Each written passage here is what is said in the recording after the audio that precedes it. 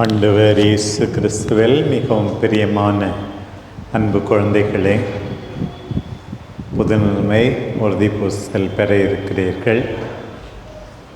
அன்பார்ந்த இறை மக்களே, அருள் சகோதரிகளே, அருள் பணியாளர்களே, நான் மிகவும் மகிழ்ச்சி அடைகிறேன். நம்முடைய ராசிபுரம் பங்கு நம்முடைய அன்பு தாய் லூர்து அன்னையை பாதுகாவலியாக கொண்டிருக்கிறது என்று. பிரான்ஸ் நாட்டில் பிரன்னீஸ் மலை அடிவாரத்தில் லூர்து மாதா பெர்னேத் அம்மாவுக்கு 1858ஆம் ஆண்டு பிப்ரவரி மாதம் 11ஆம் தேதி காட்சி கொடுத்தார்கள். 18 முறை காட்சி கொடுத்தார்கள். அவர்கள் சொன்னதெல்லாம் நினைவுக்கு வருகிறது. அந்த இடத்துக்கு நான் பல முறை போயிருக்கிறேன். ஒரு 6-7 முறை இருக்கும் என்று நினைக்கிறேன். உலகத்தில் நான் போன எல்லா இடங்களை விட அந்த இடம்தான் என் நெஞ்சுக்கு நெருக்கமான இடம், அருளின் இடம், ஜெபத்தின் இடம், புது தெம்பு கொடுத்த இடம் என்று சொல்ல வேண்டும். நான் ஒரு புத்தகத்தில் படித்தேன், ரோமைக்கு போகிறவர்கள் வேடிக்கை பார்க்க போகிறார்கள், ஆனால் லூர்து நகருக்கு போகிறவர்கள் ஜெபிக்க போகிறார்கள் என்று. அங்கே யாரும் நான் விளையாடி சிரித்து கொண்டிருந்ததை நான் பார்க்கவில்லை. பக்தி பரவசம், இறைவனுடைய குணத்தை அனுபவிப்பது, தெம்போடு அங்கிருந்து போவது. ராசிபுரம் மக்கள், குழந்தைகள், இந்த கோயிலுக்கு வருபவர்கள் எல்லாரும் அப்படி ஒரு மகிழ்ச்சியை அனுபவிக்க வேண்டும் என்று முதலில் நான் பிரார்த்திக்கிறேன், உங்களை வாழ்த்துகிறேன். மாதா உயிராக இருந்தபோது செய்த சில செயல்கள், பேசிய சில வார்த்தைகள், இதெல்லாம் நமக்கு ஞாபகத்துக்கு வரணும். கபிரியேல் தூதர் மங்கள வார்த்தை அறிவித்தது, மாதாவை வாழ்த்தினார், கடவுளின் தாயாக்க வேண்டுமென்று சம்மதம் கேட்டார். இது எப்படி ஆகும், நான் கணவனை அறியேனே என்று மாதா கேள்வி கேட்டார்கள். சமனசு சொன்னார், கடவுளால் ஆகாதது எதுவும் இல்லை. முதிர்ந்த வயதில் மலடியான உன்னுடைய உறவினர் எலிசபெத்தே கருவுற்றிருக்கிறார் என்று சொல்லப்பட்ட உடனே, இதோ ஆண்டவருடைய அடிமை, உமது வார்த்தையின்படி எனக்கு ஆகட்டும். இதுதான் மாதா முதலாக பேசியது. இரண்டாவதாக பேசியது, கடவுளால் எல்லாம் முடியும். அன்பார்ந்த குழந்தைகளே, அன்பார்ந்த மக்களே, கடவுளால் எல்லாம் முடியும் என்று நம்ப வேண்டும் என்று நாம் ஒருபோதும் மறந்துவிடவே கூடாது. இன்னொரு தடவை இயேசுசாமி காணாமற் போய்விட்ட பிறகு ஆலயத்தில் மீண்டும் அந்த தாய் கண்டுபிடித்தார்கள். அப்பா அக்கறையோடு மகன்கிட்ட பேசினாங்க, மகனே, ஏன் எங்களுக்கு இவ்வாறு செய்து விட்டாய்? உன் தந்தையும் நானும் அக்கறையோடு உன்னை தேடினோமேன்னு கேட்டாங்க. மாதாவனுடைய அக்கறை பாருங்க. அப்புறம் மாதா சூசேப்பரோடு இந்த குழந்தையை பாதுகாக்க தூக்கி கொண்டு எகிப்துக்கு ஓடி போனாங்க. கீழ்ப்படிந்து மீண்டும் சொந்த நாட்டுக்கு வந்தாங்க. இயேசு குழந்தையை வளர்த்தார்கள். மாதா பாருங்க, கானாவூர் திருமணத்தில் நம்ம கேள்விப்படுறோம், எல்லாரும் ஏதேதோ வேலையாக இருந்திருப்பாங்க, அவங்க தடுமாறுறதெல்லாம் மாதாவுக்கு தெரிஞ்சுது. மகன்கிட்ட மகனே ரசம் தேர்ந்து விட்டது, மற்றவங்க கஷ்டத்தை பார்த்தாங்க. அதுக்கு முன்னாடியே பார்க்குறோம், எலிசபெத் அம்மா முதிர்ந்த வயதிலே கருவுற்று இருக்கிறாங்கன்னு அப்போவே வந்து பயணம் செய்து அவங்க கூட போய் 3 மாதம் தங்கியிருந்து உதவி செஞ்சாங்க. உதவி செய்யும் மாதா, மற்றவர்கள் வேதனையை பார்க்கின்ற மாதா, அதுதான் லூர்து மாதா. பைபிளில் நாம் படிக்கிற மாதா சிலுவை அடியில் தன்னுடைய மகன் துன்புறுகின்ற போது நின்று கொண்டிருந்த மாதா. திருத்தூதர்கள் அப்போஸ்தலர்களோடு சேர்ந்து ஜெபித்த மாதா, துன்பத்திலே உடனிருக்கிற மாதா, உதவி செய்கின்ற மாதா, கடவுளுக்கு கீழ்ப்படுகிற மாதா, இறைவனை புகழ்கின்ற மாதா. பார்ந்த குழந்தைகளே, நீங்கள்லாம் வந்து மாதா மாதிரி இப்படி ஜெபிக்கணும், நல்லது செய்யணும், துன்பப்படுறவங்களுக்கு உதவி செய்யணும், கடவுள்தான் பெரியவர் என்று உங்கள் வாழ்க்கையால் நீங்கள் எண்பிக்க வேண்டும். அது என்னுடைய ஆசை. அன்னைக்கு பாருங்கள், லூர்து நகரில் என்னெல்லாம் நடந்தது. இன்றைக்கு உங்களுக்கு மட்டுமல்ல, எல்லா மக்களும் நினைவுபடுத்தி கொள்ள வேண்டியது. மாதா என்னென்னலாம் சொன்னாங்க. முதல்ல ஒன்று மாதா சொன்னது, இங்கே வந்து ஒரு கோயில் கட்டணும்னு நீ சொல்லு அப்படின்னு. அப்படின்னா என்ன? ஜெபம் இல்லாத வாழ்க்கையே இல்லை. இன்றைக்கி திருவிழா நிறைய பேர் வந்திருக்கிறீங்க. ஒவ்வொரு நாளும் காலையில் ஜெபம், மாலையில் ஜெபம், கொஞ்ச நேரமாவது ஜெபிங்க அன்பார்ந்த மக்களே. ஜெபம்னா என்ன? ஆண்டவரோடு பேசுவது, ஆண்டவர் பேசுவதை கேட்பது, அதுதான் ஜெபம். இது ஒன்றும் பெரிய கஷ்டம் கிடையாது. அன்னைக்கு மாதா பெர்னாத் அம்மாவுக்கு சொன்னாங்க, இங்கே ஒரு கோயில் கட்டணும்னா எல்லாரும் ஜெபிங்க அப்படின்னு சொன்னாங்க. அந்த மாதாவே ஜெபமாலை ஜெபித்தார்கள் என்று ஜெபமாலை ஜெபிக்க பெர்னாத் அம்மாவுக்கு கற்றுக் கொடுத்தார்கள். அப்புறம் மாதா என்ன சொன்னாங்க, முக்கியமாக இந்த இடத்த தோண்டு அப்படின்னு. சேராக இருந்த இடம், நல்ல தண்ணியே வராதுன்னு சொல்லி உடனே பெர்னாத் அம்மா கீழ்ப்படியுது. பார்த்தா அந்த இடத்துல வந்து ஒரு ஊற்றே கிளம்புகிறது. பெர்னாத் அம்மா கீழ்ப்படுகிறாங்க. நம்ம கடவுளுக்கு கீழ்ப்படிந்தால், பெரியவர்களுக்கு கீழ்ப்படிந்தால் வாழ்வு. அந்த தண்ணியில் அதை குடிக்கிறவங்க, அதை பயன்படுத்துகிறவர்கள், அங்கே குளிக்கிறவர்கள் எல்லாம் நலம் பெறுகிறார்கள். நான் போகும்போதெல்லாம் ஒரு பெரிய பாட்டில் லூர்து நகர்லேருந்து தண்ணி எடுத்துகிட்டு வந்து கொஞ்சம் கொஞ்சமாக சின்ன பாட்டிலில் ஊற்றி எனக்கு தெரிஞ்சவங்களுக்கெல்லாம் கொடுக்கறது. மாதாவினுடைய புதுமை பாருங்கள், அன்றைக்கு நிகழ்ந்தது பாருங்கள். லூர்து மாதா அவனுடைய புனித நீர் பாருங்கள், அவங்க சொன்னது பாருங்கள். அடுத்தது தொடக்கத்தில் அந்த சேற்றில் இருக்கிற அந்த தண்ணியை கூட முதல்ல குடிக்க சொன்னாங்க. அப்படின்னா என்ன அர்த்தம்? தவம் செய்யின்னு சொன்னாங்க மாதா. நம்ம வந்து மற்றவங்கள தான் கஷ்டப்படுத்துகிறோமே தவிர நம்ம வந்து கஷ்டப்படுறதே கிடையாது. நிறைய நேரத்தில் நாம் வாழ்வது மற்றவர்களுக்கு மகிழ்ச்சி அளிக்க. இப்போ தவக்காலம் ஆரம்பிக்கும் போது, தியாகம் செய்யும்போது, ஒருத்தல் செய்யும்போது நாம் நல்லவர்களாக மாறுவோம், நம்மை சார்ந்தவர்களுக்கு மகிழ்ச்சி அளிப்போம் என்பதையெல்லாம் மறந்துவிடக்கூடாது. பாருங்கள் பிரியமானவர்களே, எல்லாரும் லூர்து மாதாவினுடைய பிள்ளைகளாக மாற வேண்டும். பெர்னாத் அம்மாவை போல எல்லாரும் கீழ்ப்படிய வேண்டாம். பெர்னாத் அம்மாவுக்கு அவங்க தானே காட்சி கொடுத்தாங்க. அவங்ககிட்ட எல்லாரும் வந்து அவங்க சொந்தக்காரங்களாம் சில பேர் காசு கொடுத்தாங்களாம் பாருங்கன்னு சொல்லி. ஃப்ரெண்டாக காசு போட்டால் நெருப்பு போடுற மாதிரி இருக்குது என் பைக்குள்ள அப்படின்னு சொல்லி பெர்னாத் அம்மா, காசு பணம்லாம் முக்கியம் கிடையாது, வேண்டாம். அவங்க சொந்தக்காரங்களுக்கும் சொல்லியிருக்காங்க பெர்னாத் அம்மா, யாரும் மாதா எனக்கு காட்சி கொடுத்தாங்கன்றதுக்காக நீங்கள் பணக்காரங்களாக முயற்சி செய்யாதீங்க அப்படின்னு சொல்ல. இன்றைக்கி பணம் நிறைய பேர் அலையிறாங்க.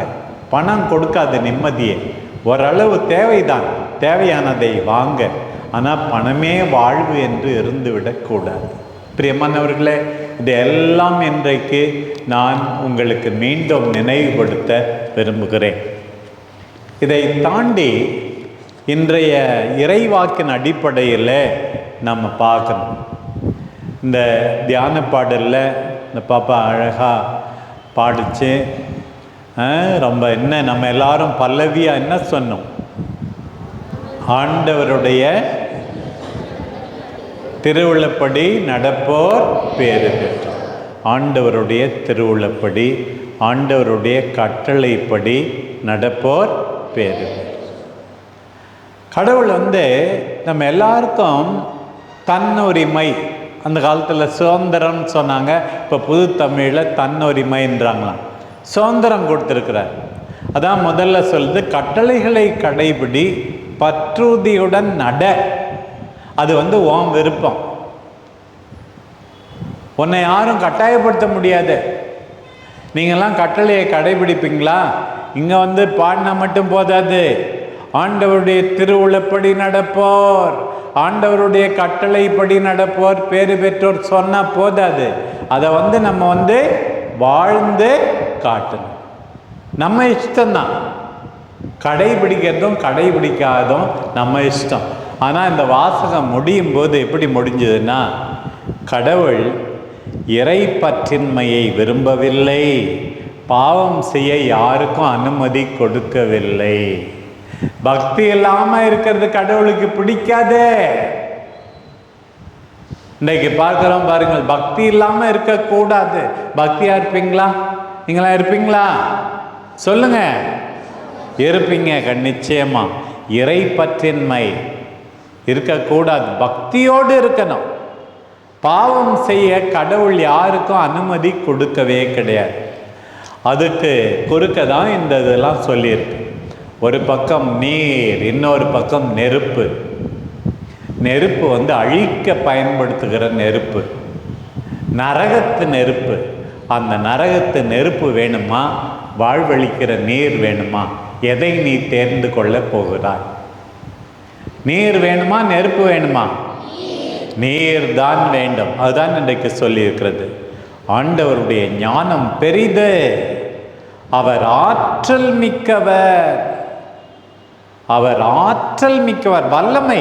அதுதான் மாதா சொன்னாங்க, வல்லமை மிக்கவர் எனக்கு அரும்பெரும் செயல்பல புரிந்துள்ளார். மாதா பாடிய அந்த நன்றி பாட்டு. வல்லமை மிக்கவர், செருக்குத்தோரை சிதறடித்தார், வலியோரை அரியணை நின்று அகற்றினார், தாழ்ந்தோரை உயர்த்தினார். ஆண்டவர் வல்லமை மிக்கவர். அது மீண்டும் இன்றைக்கு முதல் வாசகத்திலும் சொல்லப்பட்டிருக்கிறது. எல்லாத்த விட இது எனக்கு ரொம்ப பிடிக்கும். ஆண்டவர் அனைத்தையும் காண்பவர், நம் செயல்கள் அனைத்தையும் அறிவார். சில பேர் இப்படி பார்த்துட்டு, யாரும் பார்க்கலையா இந்த தப்பு செய் அப்படின்னு. திருப்பாடல் 139 வாசித்து பாருங்க. அப்புறம் நேரம் கிடைக்கும்போது, நீ ஆகாயத்துக்கு பறந்து போனாலும் கடவுள் இருக்கிறார், பாதாளத்துக்கு போனாலும் அங்கேயும் கடவுள் இருக்கிறார்.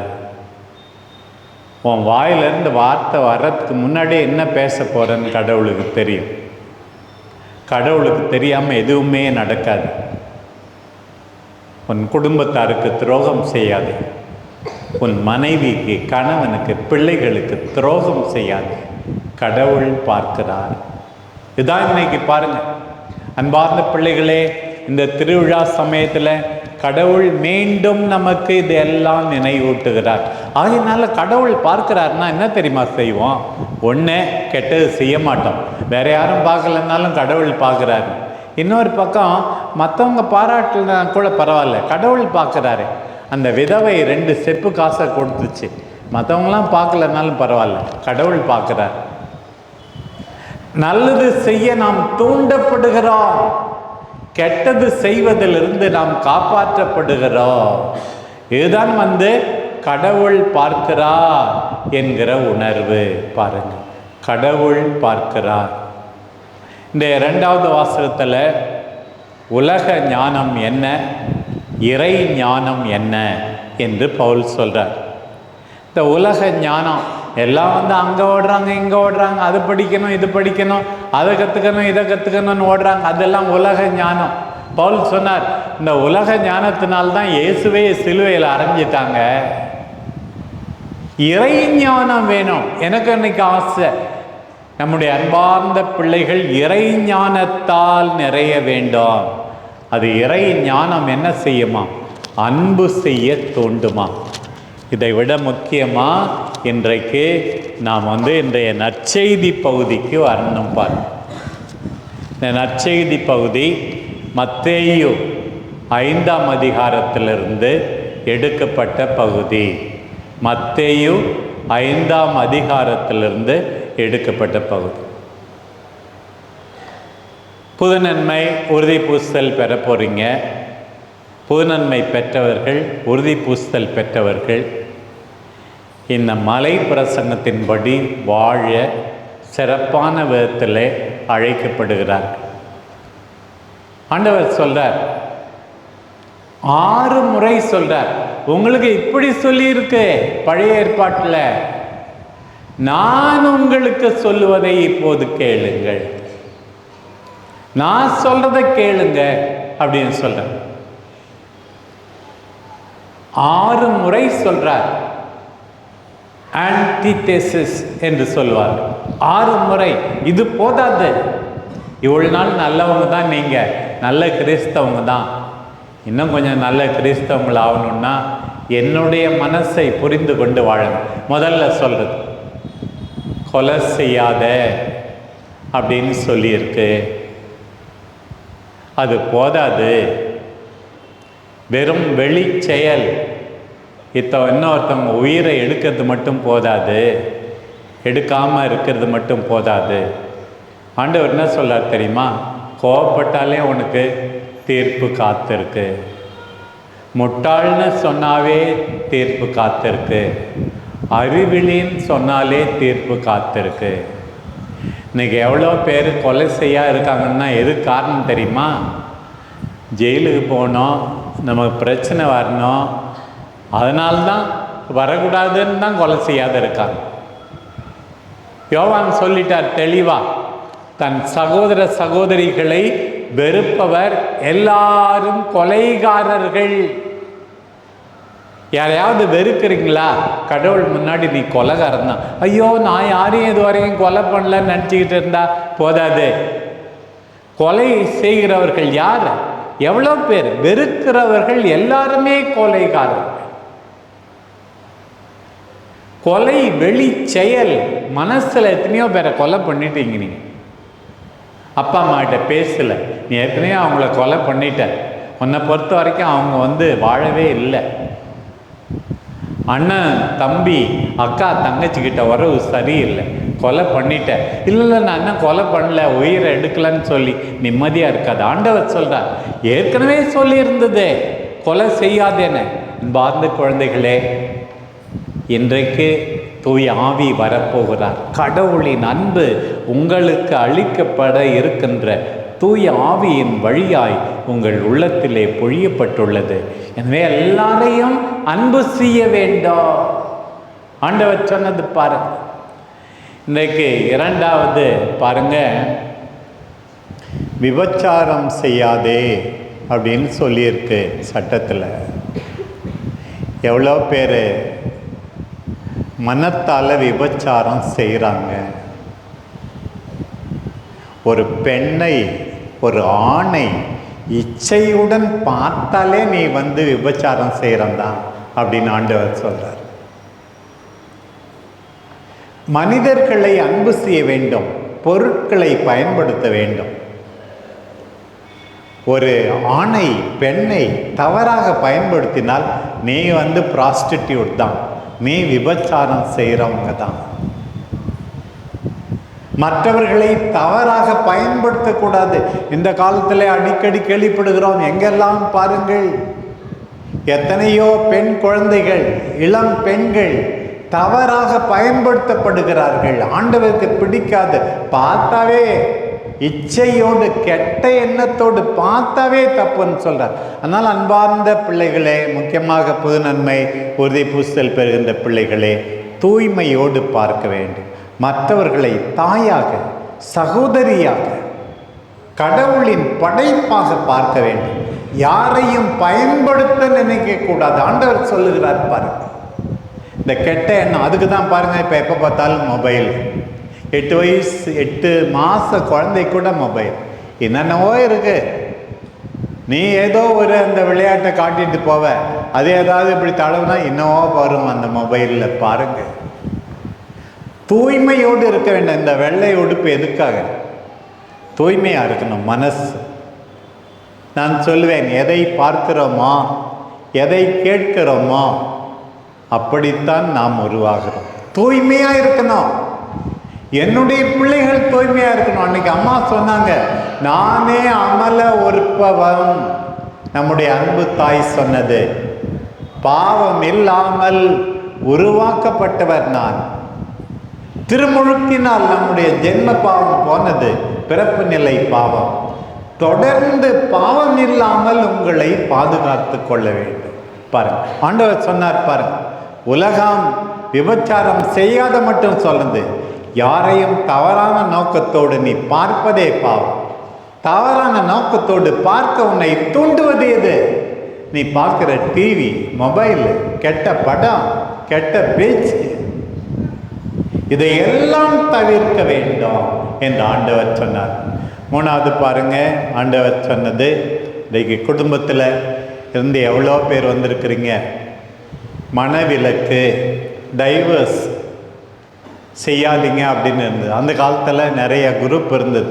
ஒருத்தவங்க வந்து பார்க்கவே பிடிக்கலன்னா டைவர்ஸ் பண்ணிடலாம், முகமே சரியில்லை இப்போ அவளுக்கு அப்படின்னு, சூப்பு சரியாக வைக்க தெரிலன்னா டைவர்ஸ் பண்ணிடலாம் அப்படின்னு ஒருத்தர் சொன்னார்.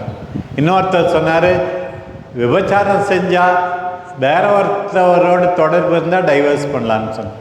ஆண்டவர் சொல்கிறார், நீ திருமணம் செய்து கொள்ளும்போது வாழ்நாளெல்லாம் உன்னை ஏற்றுக்கொள்கிறேன், மதிக்கிறேன், காப்பாற்றுகிறேன் என்று தானே நீ உன்னுடைய வாழ்க்கை துணைவரை விலக்கி விடாதே. 4 நாள் முன்னாடி படித்தேன், ஒருத்தர் அழகாக எழுதியிருந்தார். இன்னைக்கு எவ்வளோ பேர் ஒன்றா தான் இருக்கிறாங்க வீட்டில். எதுக்காக தெரியுமா? ஐயோ, இந்த பிள்ளைங்களுக்காக வாழ வேண்டியிருக்கே, என்ன பண்ணுறது, வெளியே வந்துட்டா வாழா வெட்டின்னு சொல்லிடுவாங்களே. பிள்ளைகள் பார்க்கிறார்கள், பேருக்கு தான் அப்பா அம்மா கணவன் மனைவியாக இருக்கிறாங்க, உண்மையான அன்பே கிடையாது என்று இந்த போலி வாழ்க்கையை பார்த்து கொண்டிருக்கிறார்கள் எத்தனை குடும்பங்கள். கல்யாணம் ஆச்சு, 2 குழந்தைங்க பிரிஞ்சிச்சு, இந்த ஆளுக்கு ஒருத்தவங்களோட தொடர்பு, ஏன் அந்த அம்மா கூட ஒருத்தவங்களோட தொடர்பு, இன்னும் அவர்கள் கணவன் மனைவி என்ற போர்வையிலே இருக்கிறார்கள். ஆண்டவருக்கு பிடிக்காத பிரியமானவர்களே, இன்றைக்கு உங்கள் குடும்பங்களை ஆழ்ந்து தேர்ந்து யோசித்து பாருங்கள், எப்படி இருக்கின்றன. பேருக்காக கணவன் மனைவியாக இருக்கிறீர்களா? ஆண்டவர் இந்த வெளி வேடத்தை விரும்புவதில்லை. அன்பு என்றால் ஏற்றுக்கொள்வது, காப்பாற்றுவது, அக்கறை காட்டுவது. கடைசி வரை எத்தனை குடும்பங்கள் இன்றைக்கு போலியாக ஒரே வீட்டில் வாழ்ந்து கொண்டிருக்கிறார்கள் என்பதை நினைத்து பாருங்கள். இதை பார்க்கிற பிள்ளைகள் எப்படி இருக்க போகிறார்களோ பயமாக இருக்கிறது. பாருங்கள், அடுத்த ஆண்டவர் சொன்னார், சில பேர் சொல்லுவாங்க, நான் வந்து சத்தியமாக சொல்கிறேன் அப்படின்னாக்க நான் அப்போ பொய் இல்லை அப்படின்னா மற்ற நேரத்திலாம் பொய் சொல்லலாமா? ஆண்டவர் சொல்கிறார், ஆணையிடவே வேண்டாம், எப்போதும் உண்மை பேசு. எப்போதும் உண்மை பேசணும். பொய்யே நான் பேச மாட்டேன். கடவுள் பார்க்கிறார், கேட்கிறார். சில பேர் சொன்னாங்க அந்த காலத்தில், எருசலேம் மேலே ஆணையிட்டா அது உண்மை, கடவுள் மேலே ஆணையிட்டா அது உண்மை. அதெல்லாம் கிடையாது. எப்போதும் உண்மை பேச ஆண்டவர் பார்க்கிறார். இதெல்லாம் இது 4 இன்னைக்கு கேட்டோம். அடுத்த வாரம் வாசகத்துக்கு இப்போ தவக்காலம் ஆரம்பிக்கிறதுனால பின்னாடி வரும். இன்னும் 2 ஆண்டவர் சொன்னார், பழிக்கு பழி வாங்குறது, கண்ணுக்கு கண் பல்லுக்கு பல் அப்படின்னு சொல்லி எல்லாம் சொல்லி ஆண்டவர் சொன்னார், தீயோனை எதிர்க்க வேண்டாம், நான் வயலன்ஸ், அகிம்சை. இன்னைக்கு எவ்வளோ பேர் அரசியல்வாதிகள்லாம் அடிப்பேன் உதைப்பேன் பேசுகிறான் மேடையில். ஆண்டவருக்கு ஒவ்வாது. வன்முறையை தூண்டிவிட்டால் ஆண்டவருக்கு பிடிக்காது. இன்னொன்று, ரொம்ப ஃப்ரெண்டாக இருக்கவங்கள மட்டும் அன்பு செய், அயலானை மட்டும் அன்பு செய், மற்றவங்களெல்லாம் வெறுத்துரு. ஆண்டவர் தீயோனையும் அன்பு செய்யுங்கள், பகைவரையும் அன்பு செய். இப்படி 6 விதமாக ஆண்டவர் பேசி உங்களுக்கு சொல்லப்பட்டு இருக்கிறது முன்னோருக்கு. இப்போது நான் அதை முழுமைப்படுத்துகிறேன். நான் சொல்லுவேன் அடிக்கடி, நிறைய பேர் நிறைய ஊரில் பிள்ளைங்கள்லாம் சொல்லுவாங்க, நாக்கை நீட்டி கையை நீட்டி நன்மை வாங்கினா போதாது, கையை நீட்டி நன்மை செய்ய வேண்டும். அதுக்காக தான் நற்கருணை. தூய் ஆவியை பெற்றுக்கொண்டால் உண்மையாகவே சாட்சிய வாழ்வு வாழ வேண்டும். நம்முடைய அம்மா நற்கருணை வாழ்வு வாழ்ந்தவர்கள், லூர்து அன்னை. நம்முடைய அம்மா தூய ஆவியால் நிறைந்தவர்கள். அவர்களை பின்பற்றி எடுத்துக்காட்டான நல்ல வாழ்வு வாழ இன்றைக்கு ஆண்டவர் நம் எல்லாரையும் அழைக்கிறார். எனவே பிரியமான குழந்தைகளே, பிரியமான சகோதர சகோதரிகளே, இந்த விழாவில், இந்த திருப்பலியில் பங்கெடுத்த பின் நாம் எல்லாரும் இந்நாளில் அந்நாளில் சொல்லப்பட்டது போல வாழ்ந்தால் வாழ முடியாது. இன்னும் முழுமையாக ஆண்டவரை அன்பு செய்வேன், என் குடும்பத்தாரை அன்பு செய்வேன், தேவையில் இருப்பவர்களை அன்பு செய்வேன், என்னையே கொடுப்பேன் என்று உறுதி கொள்வோம். நம் அன்பு தாய் லூர்து அன்னை நமக்காக பரிந்து பேசுவாராக. ஆமென்.